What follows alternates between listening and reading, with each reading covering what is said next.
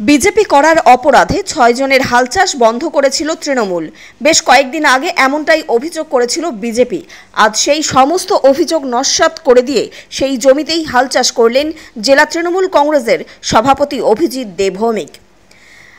লিখিত প্রমাণ সামনে তুলে এনে অভিযোগ করেছিল বিজেপি। প্রসঙ্গত, তুফানগঞ্জ ২ নং ব্লকের মহিষকুচি এক গ্রাম পঞ্চায়েতে তৃণমূলের এক বুথ সভাপতির দলীয় প্যাডে জারি করা ফরমান সোশ্যাল মিডিয়ায় ভাইরাল হয়েছিল, যা নিয়ে বিজেপি রীতিমতো আঙুল তুলেছিল রাজ্যের শাসক দলের বিরুদ্ধে। যদিও বিজেপি করার অভিযোগ পুরোপুরি ভিত্তিহীন বলে জানিয়েছে তৃণমূল কংগ্রেস, যা নিয়ে জোর চর্চা শুরু হয়েছে কোচবিহার জেলার রাজনৈতিক মহলে। আর ঠিক সেই অভিযোগকে নস্যাৎ করে বিজেপি কর্মীর বাড়িতে গিয়ে ট্রাক্টর চালিয়ে জমি চাষ করল কোচবিহার জেলার তৃণমূল কংগ্রেসের জেলা সভাপতি অভিজিৎ দেবভৌমিক। এদিন তিনি কি জানালেন শুনব। তারপরে এই ধরনের মিথ্যা প্রচার কেন মানব আমরা? মানুষ প্রতিরোধ করছে, এটা মানুষই প্রতিবাদ করছে, যাদের নাম বেরিয়ে এসছে তারা প্রতিবাদ করছে। দু একজন আছে যারা তৃণমূলকে হেয় করতে চায় এবং কিছু টিভি চ্যানেলও দেখা আছে। একটু সত্যটা যাচাই করে নিয়ে খবর করলে ভালো হয়।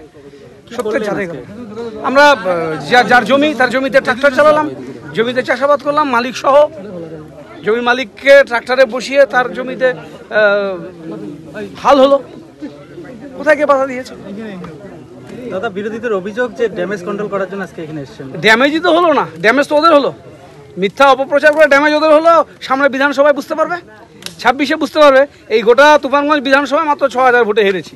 এটা আলিপুরের সাথে ছিল, আমরা কুচবিহারে ব্যস্ত ছিলাম ইলেকশন নিয়ে, যার জন্য সামান্য ৬,০০০ ভোট, ৩,০০০ ভোট ডান দিক থেকে বাদিকে নিতে হবে, কোনো অসুবিধাই না। বিজেপি নিজে গাড্ডায় পড়লো। এই বিধানসভায় কি করে আগামী দিনে কি বার্তা দিবে? বিধানসভায় এখানে ২৫,০০০ ভোট কম করে জিতে আছি আজকে ভোট হলে।